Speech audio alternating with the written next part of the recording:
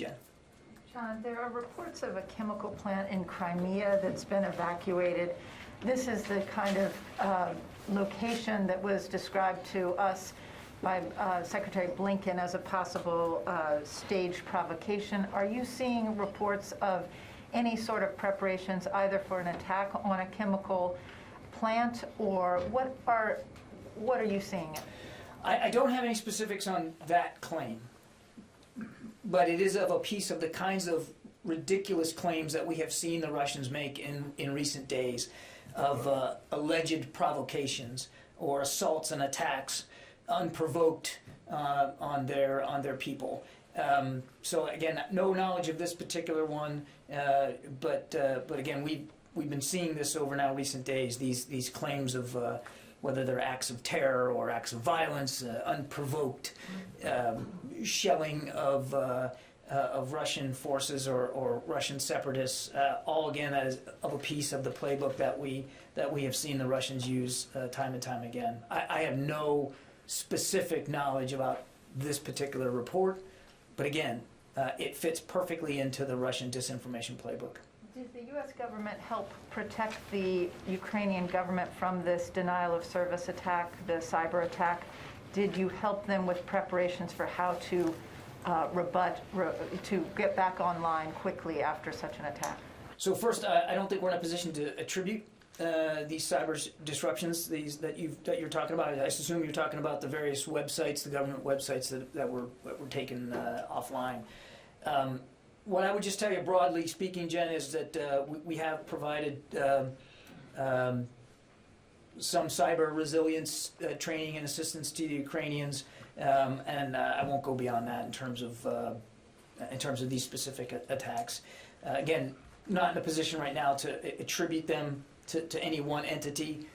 I would just say that, again, this is of a piece of a Russian playbook, which is to disrupt in cyberspace. Let's see, anybody else? Janie. Thank you, John. I have two questions on the Ukraine and linkage with Korea. And if Russia uses nuclear weapons to invade Ukraine, what will the U.S. do? Secondly, if Russia were to use nuclear weapons in this invasion, what would be the impact on the Korean Peninsula? Because there is a fear that North Korea will copy this. Any comment? Yeah, I'm going to avoid speculating here and getting into hypotheticals, particularly about the potential use of nuclear weapons, Jenny. What we've said all along, two things. One, Mr. Putin has a lot of capability at his disposal right now. As I've said earlier, they are ready to go. And number two, if he decides to conduct a full-scale invasion here, again, bigger than what we've seen in just the last few days, this will be a war of choice. That he'll be doing so with diplomacy and options still left on the table, and it won't be bloodless. There will be suffering, there will be sacrifice, and all of that must and should be laid at his feet, because he's doing this by choice. How he does this, when he does this, we don't know for sure.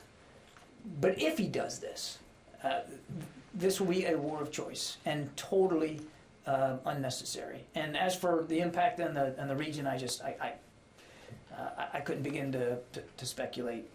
Nothing's changed, obviously, about our commitment to our South Korean allies, and we noted that the South Koreans also came out publicly yesterday with a statement of support for Ukraine that was certainly noticed by the whole international community.